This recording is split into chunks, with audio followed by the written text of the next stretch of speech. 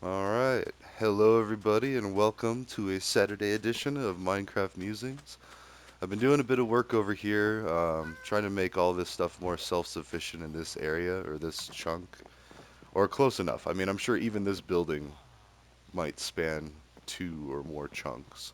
So, and for those that don't know, in Minecraft, a chunk is a section of game or section of the map that goes all the way up and all the way down. In fact, if you play it on Java on the computer, you can, I think it's F3 gets you into the menu, and then you can show the chunk border lines. And it's really cool, and it's especially useful for when you're trying to find slime. But it's also something to keep in mind when, say, you're trying to grow crops. Like, the crops won't grow if you're not in the current chunk. Now, also, I might need to do something with this.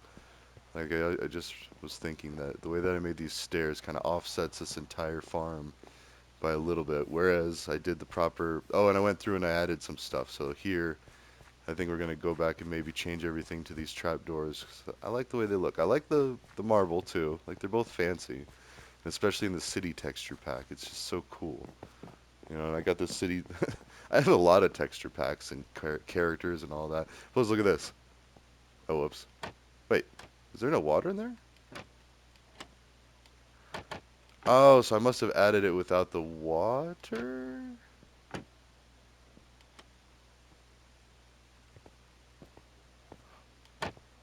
Interesting. I thought you could be able to see it. Well, anyways, the water won't pour out because technically the block is still covered even when you open it. Because I was a little worried about that. But if we go ahead and destroy that. Oh, yep, see. Oh, and actually I did leave the last one.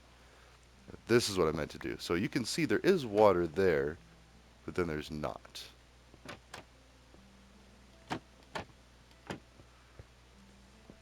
And I do need to place a trapdoor there, but in order to do that, let's go ahead and do that, that. Okay. Because to get it facing the correct direction, I'm going to need to build it off of that. And I'm also going to need to squat. Or wait, am I? Maybe not. Yep, okay. Cool, so there's that. So we do have water. Of course, another easy way to tell is if the ground is still saturated. So as you can see, the soil for all of these is saturated. So it's the darker kind of soil. Yeah, I planted a lot of melons. And there's still some pumpkins up here too, but really the ratio is almost, you need 2 melons for every 1 pumpkin, almost. You need to trade, or the price is 4 melons, and then there's, or no, they're 2/3. So for every 2 melons, wait a minute. I just realized you need more pumpkins. Huh, I had that backwards. Okay, well anyways, math is fun. Let's go ahead and take this out, just kind of cleaning things up. It still looks janky. Like, all of my worlds look like a bunch of half-finished projects that, you know, they might seem a little neat, but they just don't seem finished. So, anyways, and this is no exception. But that way I can keep harvesting the melons, and let's see, let's go ahead and repair our shovel, and we need to get more dirt. But anyways, I wanted to jump on here and talk a bit about Israel and Gaza. Oh my gosh. Like the whole thing, it's ridiculous. But I watched Mayim Balak, who I respect her so much. She's an amazing actress or actor if we're doing the him and them and women thing where they're trying to equalize people. Like she could be just an actor and then they are humans, you know. But anyways, that's a whole nother cybersecurity project for social engineering, positive social engineering. Now, social engineering normally is when people manipulate people. Like my favorite was I was watching this lady and she was she just used a recording of a baby crying and she was able to get a password to a router, to the internet basically. And once you get that router password, then you know you're you control everything on that network. You know, and like well, not everything. So there's there's layers of defense on the actual computer, or it could even be a thermostat or whatever's connected to that router. There's security in the router, and then there's security in the internet service provider. So there's several layers of security, but it's hard because a lot of the things that we want to do as people look like malicious attacks, like they could be. So I mean, as data is transferred, especially since it's all garbled, and we're trying to keep everything private and secure, But then that also means that we might not detect when some malicious actors and they're poking around and doing stuff they shouldn't be. Anyways, my point is this lady did something that a guy could never do. Well, maybe. I mean, I say that, but never say never. Just because you're limiting yourself. But she was pretending to hold a crying baby and inducing stress on the person on the other end of the phone who had the power, not a lot of power, but they still had the power to reset her password to her router and thus allow her to hijack this unsuspecting victim's internet. And then once you have the password to the router, then you can start changing things. You can change the security key, lock everybody out from the Wi-Fi network. You can see what's being transferred. So if it was a network that had a bunch of file transfers going, then you could, violate some privacy, steal data, like if that was sales of it, I don't know. And honestly nowadays, like so much is under the microscope. I don't even know. Like I feel like the type of data being stolen is slightly different now than what it used to be. I mean, it used to be like, the secret formula to Pepsi and Coca-Cola when it's like, you know, I don't know. I feel like it's not as dangerous as it used to be because I learned in business ethics. I know we were starting to talk about Israel and Gaza, now we're talking business ethics, but it's all human behavior and psychology. And too often we focus on the Batman vigilante, like bust 'em, book 'em, Dano, like bad guys, evil people, criminals. Like there's just a certain people out there, and that's a very slippery slope to say anyone who's not white is a criminal. Now that might seem ridiculous when you just hear it like that, but if you look in America, it's very true. Like there is already a strike against you if you're not a white male. It just is. And it's a self-fulfilling prophecy because, and as a white male, when I get pulled over, which hasn't happened forever, I mean, I haven't been doing sketchy things forever, which kind of makes me nervous, like how much they actually knew. Because, I mean, like they were pulling me over left and right, but there's a couple of things there. So it's not just causation and correlation. Like, I was also more active when I was younger. I was going to the bars, and so, like, my car was seen downtown. And a lot of people try to avoid drinking and driving tickets by parking farther away from the bars. Well, the cops pick up on that right away. All they got to do is if they happen to notice you, well, let's see where this person walks to, and like and drinking and driving is never okay, but it's easier said than done. Like how do you participate in social events like way down in like downtown area of your city and then get home? Especially if you're poorer, you got to go farther because well, you can't afford to live right next to the hot spot. So, and it's true. Housing in Fort Collins, like I live in way South Fort Collins, which is actually kind of a nicer area, but not really. It's a more affordable place because it's not as high demand, but at the same time, it's where the people go when they're kind of tired of the crazy rigmarole of downtown. I don't know. And then it's same with Denver. Like there's little pockets of like rich and pockets of poverty, and unfortunately, a lot of times it's skewed based on skin color. Like the darker you are, the higher chance that you're going to struggle or you're going to have some adverse effects. Now, I say that, but one of my friends down in Denver, she's a supervisor for UPS and she's a boss lady and she is insanely powerful and she has darker skin. Gorgeous lady too, by the way. But anyways, but powerful. And we worked together at Subway and she was an or she was a manager in training when I first met her and I was kind of down and out myself, and so she would do things like save the bread, and I wasn't like homeless, but I was very poor, and I still had family support. Now, if I didn't have that family support, I'd be homeless, without a doubt. And I'm not even talking like meth, heroin, or any of like what I would consider the more serious, like all substances that can put you there, like drinking, just drinking. What's perfectly legal? Not only legal but socially acceptable, and you're kind of an outcast if you don't take the drink and stuff. So that's how you know you're one of the people. So I've also been watching a lot of Better Call Saul because there's so much social engineering in there, so much manipulation, but at the same time, so much trying to understand people, like understanding why people do what they do. Like let's take Jimmy for instance. In fact, let's go dump all this stuff. Why do I have? Let's feed the bread to the people. We got to get a lot of dirt.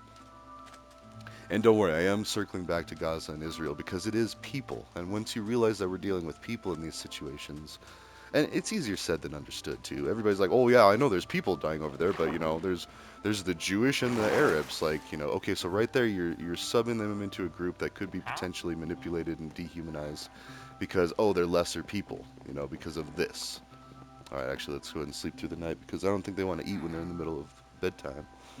But no. Anyways, let's talk about that though, because Maya Balak, she did a great speech about, It was just off the cuff. She even said she was going to write something, but then she was just so angry.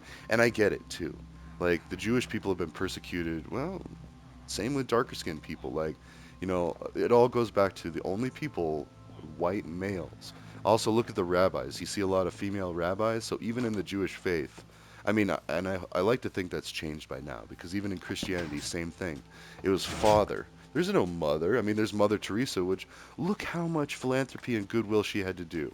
Her entire life dedicated to helping people all throughout, like I want to say Africa, India, and like I don't really know. I'd have to go look and maybe do a book report on her to really speak with authority. But the point is unless you're Mother Teresa and you're a woman in the religious world, there's no real place for you at the top. Jesus was a man, even though earthly, I saw this meme where it's like, it had some weird twisted logic where Jesus was a female because there was no male DNA exchange. Well, technically, yes. If you want to believe that the God or that God inseminated, like, or anyways, let's not go down that road because I'm still afraid that like in case kids watch this, but the people. So Maya Balak was talking about how there was like tens of thousands of people around the world marching. Gaza will be free from the river to the sea, and that does sound scary depending on which lens you look at it through. So freedom, America is free, and that's a very bloody freedom. Like we've killed many, many people. Many, not me personally. I'm not personally responsible, but by the bystander effect, if I choose to do nothing and if I choose not to speak out against these things and allow evil to happen, then yes, I'm culpable. So, and that's why I do a lot of these videos and try to stress out. And even when I talk to people, like if I'm really getting into a heart to heart with someone, we have some pretty deep conversations. And by the end of it, and it might get ugly too, because I mean, like I've said before, I dated this very proud, half Jewish woman. Her mother's side of the family was Jewish, and her father's side was Catholic, or even just Christian. I don't think they were practicing, but raised Catholic. So, and anyways, so just from that experience, um, sorry, I'm trying to think if it's worth it to do this, because then as soon as I can do that,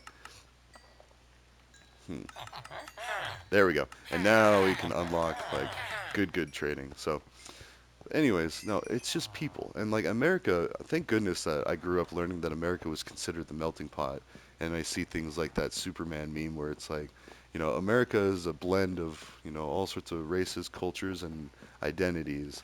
And if you hear someone picking on someone for their idea, for who they are or what they believe, then that's un-American. And it was a beautiful thing. And like that's how we were supposed to be.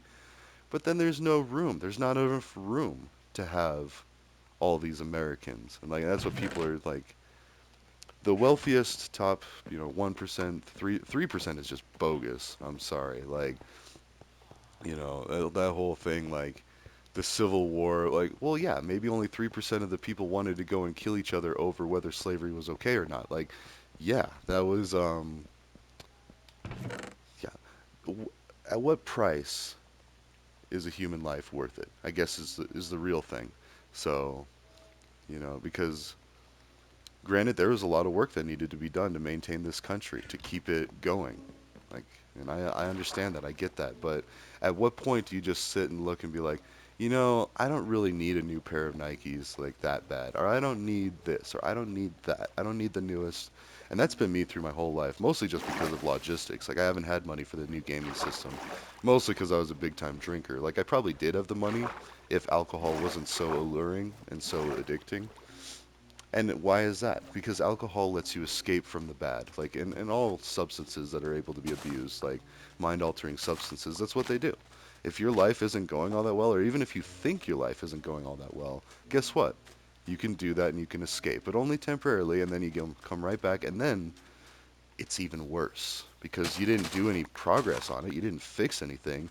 You just put your head under a blanket and pretended that things didn't exist. And that's alcoholism in a nutshell, and actually drug abuse in a nutshell. Now, there's the curiosity aspect of substance use, and that's sorry, and I constantly go off into this because it is important to understand the way people think.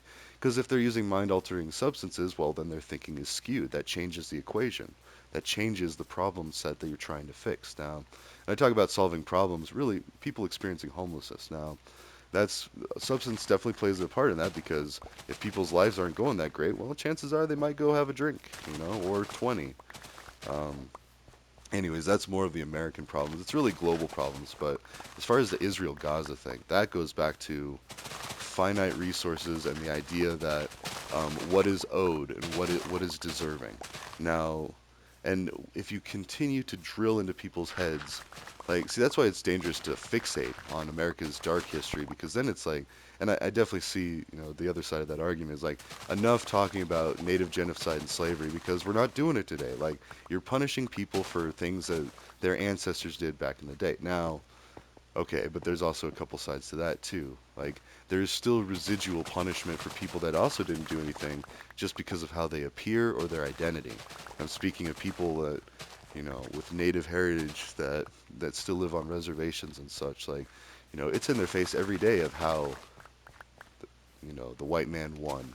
Like, look at these little patches of land, and even that, like, you're crippling somebody's government and then expecting them to create like a fully functional civilization on peanuts. Like, oh, but the colonists did it. The colonists had tons of money, tons of funding, and when their funding ran out, more ships came. Like, there was the Nina, the Pinta, and the Santa Maria with Columbus. 3 ships. That would be like the equivalent today of like 3 mega yachts, like sailing over to go populate someplace. And and the people suffered. Like, they had a hard time, harsh time. So harsh that they thought that it was okay to just kill the natives and just, like, well, I'm hungry, I'm starving, I'm cold, I'm dying out, like, God tells me this, and like, and who really? Because God hasn't spoken, like the Christian God hasn't spoken for at least over 2,000 years, if ever. So really who told you that was the interpretations of what God was saying through letters passed around from people who were out in the desert, out wandering around, philosophizing, most of them Jewish themselves, you know, although I don't know if any of that's completely accurate, but let's not get hung up on the details. The fact of the matter is it's human nature to try to connect the dots, even when the dots aren't there, or the dots aren't supposed to be connected in that way. And it goes back to one of my favorite memes.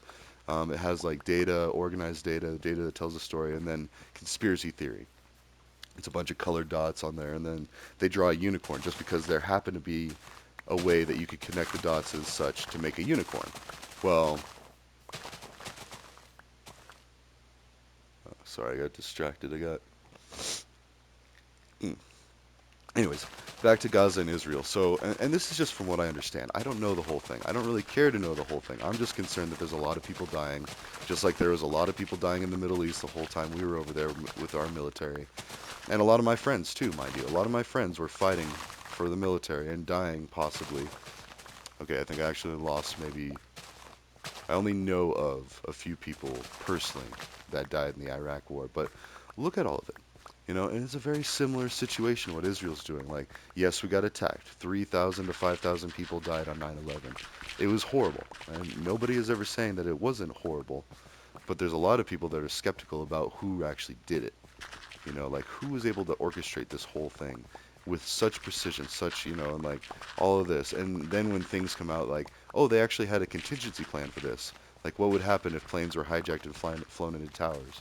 Or there's the conspiracy theory of wingdings, how if you do 9/11, it's a plane in towers. Like, so it's actually like programmed, that on that date.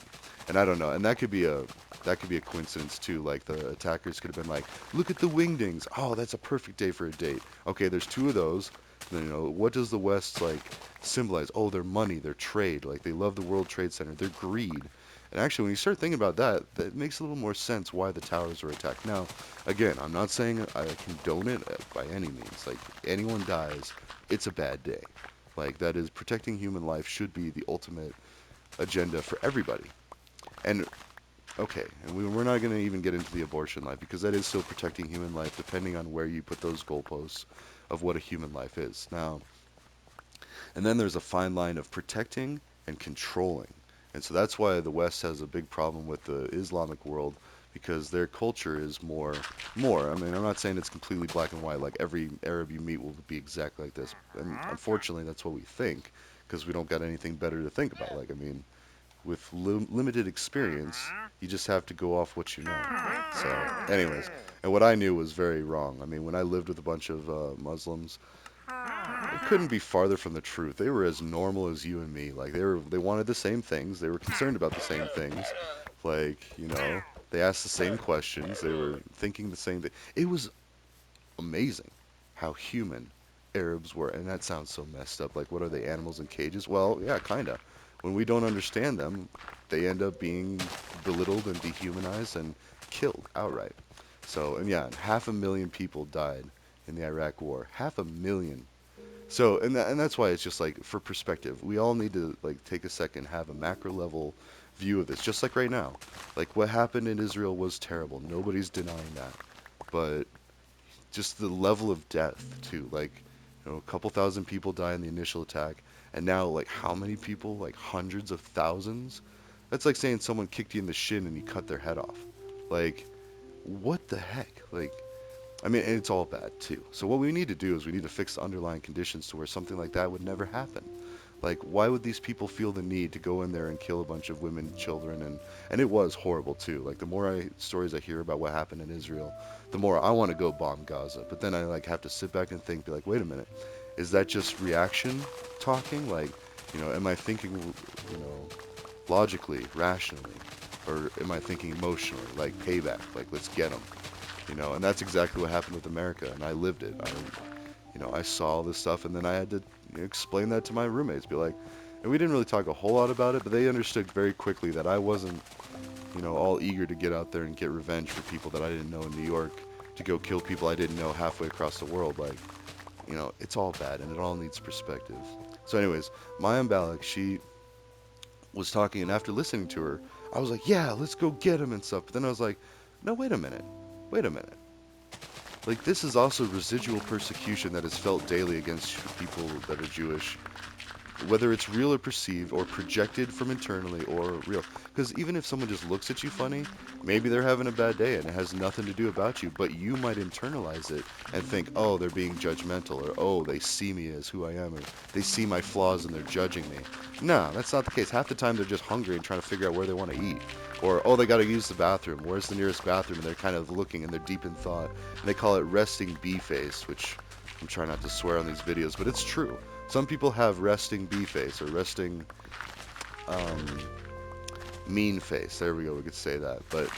And it's true. When they're thinking, they look like they're angry. They look like you did something wrong or you are something wrong. Like, how dare you be, you know, darker skinned, or how dare you be with a criminal background, and that's a big one too. People that are coming off of being on supervised probation or being in custody or being locked up, incarcerated, or whatever, there's a big chip on your shoulder when you do that, because it's like, oh, these people don't know my struggle, and the struggle is real too. And we're changing that struggle from being locked in a box for like 20 years to, okay, now you got to be in a halfway house and you got to pay a ridiculous amount of money to live in a closet with like 8 or 9 other full-grown people. And that's how we're shifting, which is still better because, I mean, at least you're just living uncomfortably for a few years, whereas, there's still people sitting there rotting for very similar crimes or transgressions against the American people. I don't know. And then you see stuff like this, like Trump stuff. If even half of the stuff that Trump's accused of being guilty of is true, then there's possibilities for huge market manipulation. And if people don't have an understanding of economics, now I don't claim to understand it professionally, I just had a few classes in it, but from what I saw, like housing bubbles and all that, they were caused by people, greedy people, doing sketchy things for short gains, like, making shortcuts and playing with people's lives. And that's what we need to root out, because a lot of it's not intentional. A lot of it's like, oh, well, this is good for my business. Oh, but then they find out later that it just destroyed like a whole neighborhood or something, or like, and there's stories all throughout our movies and our TV shows that basically say the same thing. Like, even way back to Ebenezer Scrooge with the Christmas Carol. Like, he was a wealthy person, but he was very greedy because he had to be back then. You had to watch how much coal you use because I only have this much coal. And like, oh, Cratchit, I need you to work because otherwise we're not going to have the money, or like, But now we have a lot more tools and things that make things more efficient with computers and technology. Like, we have so much more technology than even I had when I was a kid. So even just saving a document, like you could spend a couple hours writing something and then you forgot to save it. Boom, now you just spent 4 hours or double that because you got to go back and redo it. Now, and even the things that I teach my coworkers and my clients, like, or the people that I help, like just teaching the little shortcuts or get them more familiar with like oh, we'll do the Control C, Control V, and you can double click and triple click to highlight things, and like, and just the amount of mouse clicks and time that that saves, than having to type it all out or do something like that. It just makes everything easier. So I don't know. I'm rambling about that, but the general gist of all that was is I watched Maya Balak last night, and I felt really bad for her, and I wanted to go make it right. But then I had to stop myself and like, wait a minute, that was some manipulation right there, because at the end of the day, no, I don't want people dying for this. Like the proper thing to do is to stop all death and sort it out. And by sort it out, I mean let's rebuild the land to where they can have not like a mini America, but have all the things that we have here. I mean, and there's no excuse not to. With our communication, we can communicate what is needed, what is really needed, and what is liked, and we can coordinate efforts to build. We can coordinate efforts to make more things efficient. Like we can, oh, and that kind of takes me back to a little argument I got into on LinkedIn, which I really hate posting things on LinkedIn because that's like that's your professional, that's your career. Like if you're gonna go need a job, you need to have that squeaky clean. But we were arguing about he was talking about burning trash. And I was like, wait a minute. And at first I almost hit the like button. I was like, oh, that's cool. Like you're getting rid of all this waste. And while yes, they are getting rid of a bunch of waste, they're burning it. And that's a lesson that we learned in America that like, oh, burning trash is actually kind of bad. Um, Also, I have a ton of storage over here. I think I'm about ready to make another level. So you can kind of mimic this, like based on, you can have two like that. And then it kind of hangs over, maybe a third one. I don't know. I don't want to cover up their. Although I guess we could. No, we totally could.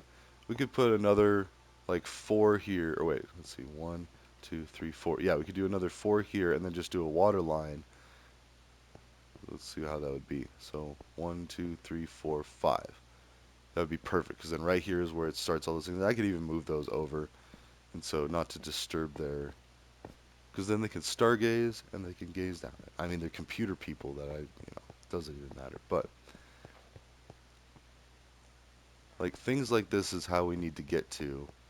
Maybe not living like right next to someone like this. This is what halfway houses and community corrections look like sometimes. There's different flavors of it, but I know like what is it, work release. They have like just giant areas of bunk beds and you're just sleeping next to people. Like you're kind of like it's like a summer camp but for adults. And then you wake up and you go to work and then you come back and you stay there and then you wake up and you go to work and that's your life for like, however long. So and then you get prison. Like prison is just a waste. Like that's just so much. Also, I forgot what I was doing. We need stairs. Do I have any stairs? I have these that can be made into stairs. This can go there. That can go there. That can go there. And that can go there. Alright, so let's get a couple of those. Even though I know I have stair blocks over there in the chest, let's just make them here.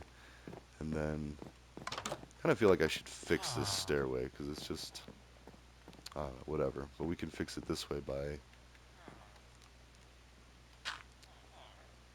so now it's this and this. And I'm crouching so I don't go falling off. That's kind of a funny thing. Like for a while there, I didn't realize that you could squat and then not fall off the edge. Oh, whoops. Now we need some planks. I know I saw those in there. Because before that, I was just like going to the edge of things and trying to build. Then I'd do this, and then I'd just be really close to just falling off. And when I was trying to build a stairway way high in the air, I kept falling to my death. And then I was like, okay, well, I'll build towers of dirt to go build from underneath it. So then you'd see, like, say there was a giant staircase going all the way up to build height. And there'd be a bunch of dirt towers all the way there. And then I'd build, like, that little section. Then I'd tear the dirt down, then go over here, and then build all the way up. When all I had to do was crouch. So, see, just that is an example of making my building and my gameplay in this game way more efficient by a huge factor just from knowing how technology works. It was a game mechanic that would be like, oh no, you don't have to worry about that. Why are you doing all that? Why are you dying all unnecessarily? Well, the same could be said about humanity, living mechanics. Now, just the way we produce things, the way that we live, the way that we eat, the way that we do any of these things. I don't know, there's so many ways to make it more efficient and make it to where people don't have to suffer. And we're getting there too. We're definitely getting there. But it's going to take some of this animosity. And honestly, in this day and age, all right, well, that's 30 minutes, but just to kind of finish that thought, like from the river to the sea, that does sound super scary depending on who you are. But then it also sounds kind of similar to America and the melting pot. Like, they just want them to be free. And why do you need to have your special, like, it's almost like a reverse Holocaust. Not quite, but if you think about Israel right now, they're not allowing any non-Jewish people or non-Israelites in there. Like, you have to be a citizen, you have this and that. And so, how is that different? Like, before it's like overcompensating for a horrible injustice in the history. Yes, people were trying to like systematically kill all Jewish people and get them out of the countries and get rid of them. And now they want to go to a country and get rid of everybody else. And it does make sense. I mean, it's petty for sure. And when you explain it like that, and it's not fair to just overgeneralize like that because that's not completely what's going on. But that's what I'm seeing. Like I'm seeing a lot of that. It's like, wait a minute, hold on. How are we this petty in this day and age? Well, it's understandable. If you grow up with a history knowing that your people, specifically your people, something about you, because of what your family believed or what you wore or how you looked, made you go to a gas chamber, then yeah, I could see that being a very sore spot. I mean, again, it doesn't have to be. In fact, my history is kind of German, so I don't know. But the fact now is at what cost? At what cost do you have like your own country of pure-blooded Jewish people? Like I feel like that. But then at the same time, what Hamas did is just ridiculous, and that needs to stop and go away. Like it needs to be punished. There cannot be room for that in this world anymore. We cannot be killing each other like this, both in the beginning and then the reaction. So, anyway, sorry. I hope I don't offend anybody with that. It's just things that I'm noticing. And again, I have no real say on any of this. I'm not an authority of like international relations. I'm just saying what I see. So, anyways, ta ta for now. I'll see you in the next one.